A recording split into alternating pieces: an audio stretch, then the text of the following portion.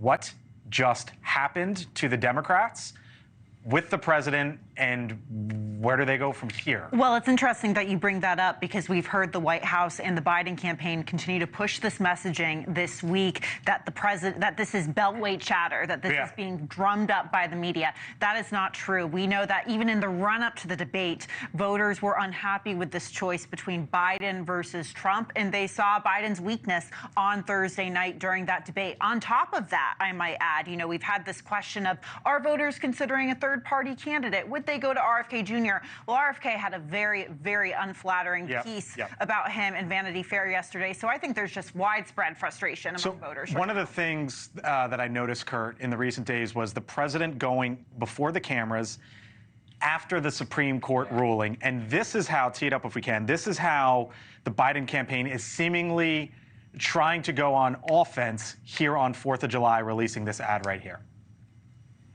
Nearly 250 years ago, America was founded in defiance of a king, under the belief that no one is above the law, not even the president. Until now. The same Trump Supreme Court that overturned Roe v. Wade ruled that the president can ignore the law, even to commit a crime, because Donald Trump asked them to.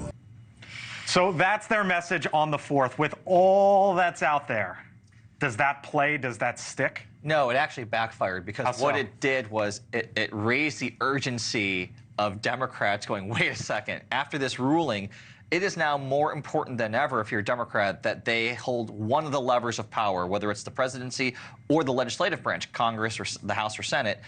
Biden is now perceived to be a tremendous drag on that ticket. There is a widespread belief that if Joe Biden is the nominee, the Senate is gone for sure, and now the House is gone. And because of that ruling, Democrats are really looking at, well, we may need to make a change because it may be our only chance to maybe take the House back, even if we lose the White House. And more importantly, too, donors are now going, big donors in the Democratic Party are saying, we need to move resources to shore up Congress. So if you go 1 for 3 in the NBA, you get cut. If you go 1 for 3 in Major League Baseball, you make it to the Hall of Fame. Right? And is that the thinking now here in this town among Democrats, is just hold one of the 3 so you could block legislation if, this is all hypothetical, if, Republicans take the presidency? Yeah, I mean, that's fair. I've heard that conversation being had now, that at least it would be a check if you think that this is inevitable, right, that this potentially could lead to Donald Trump winning. I've heard a lot of concern that if you at least can hold on to the House, maybe that's some kind of saving grace. But, I think a lot of the concern, though, is that all 3 may be in peril right now, right? I mean, you're hearing these frontline members first, people in really tough districts. They are the ones that are being the most vocal, maybe not publicly, right? But behind closed doors, that is what we are hearing, is that they are seriously concerned. They're raising those concerns with leadership because their careers are literally on the line. So I haven't mentioned yet, Ashley. And governors are very concerned as well. I haven't mentioned Donald Trump, who for the most part is sitting back going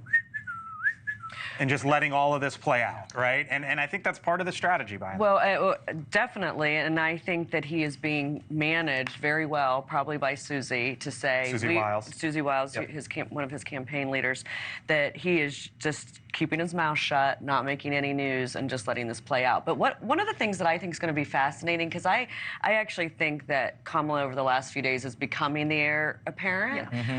But who's her vice president going to be? So is it one of these, these governors, like Josh Shapiro or Whitmer in Michigan, governor of Pennsylvania, Josh Shapiro? I mean, is it? So I think that's exciting too. And that's so well, it's interesting that you bring that up because I was, talking to a number of Democrats, kind of floating. Okay, if it's not Kamala or whoever, or the vice president or whoever the vice president picks, who would it be? And I mean, Whitmer is a huge name. I mean, Gretchen Whitmer, Michigan. Gretchen Whitmer, yeah, she has taken the last 6 years or so to build a campaign infrastructure in a way. She has her own PAC dedicated to electing down-ballot Democrats in federal races. Josh Shapiro, another one to watch, but I think with Shapiro, with the Moores and the Shapiros versus the Whitmers, Whitmer's just so much more experienced. Thank you for watching, and make sure you go to joinnn.com to find NewsNation on your television provider.